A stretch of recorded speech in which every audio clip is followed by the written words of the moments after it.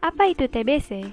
TBC atau tuberkulosis adalah suatu penyakit menular yang disebabkan oleh kuman Mycobacterium tuberculosis atau bakteri tahan asam atau disebut juga dengan BTA. Kelompok bakteri Mycobacterium selain Mycobacterium tuberculosis yang bisa menimbulkan gangguan pada saluran nafas dikenal sebagai MOTT atau Mycobacterium other than tuberculosis yang terkadang bisa mengganggu penegakan diagnosis dan pengobatan TBC. Apa saja gejala TBC?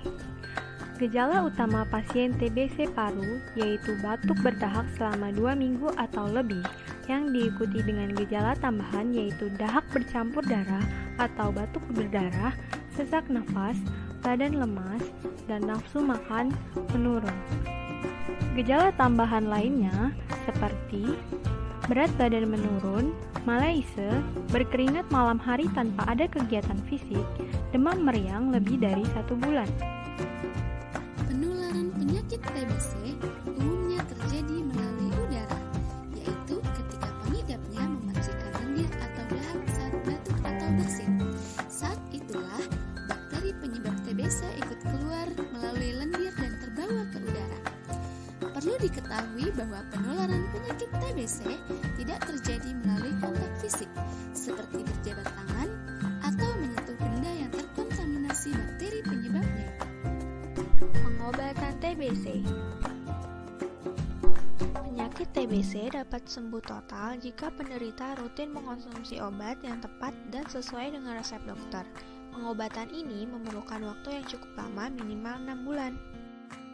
Pengobatan TBC terdiri dari 2 tahap, yaitu tahap intensif dan tahap lanjutan.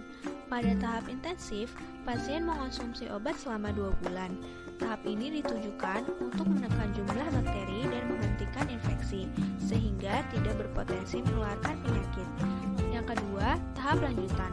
Pada tahap ini, dosis obat berkurang, tetapi durasi lebih lama, yaitu sekitar 4 bulan. Tahap ini dilakukan untuk memastikan bakteri sudah tidak aktif dan hilang dari tubuh.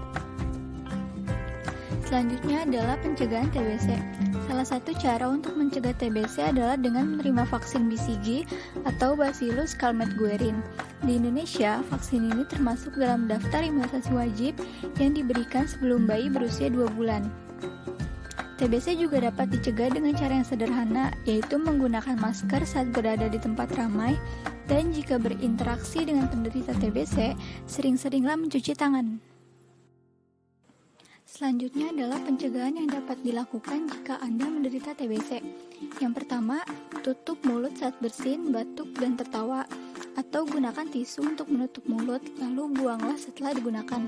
Yang kedua, tidak membuang dahak atau meludah sembarangan.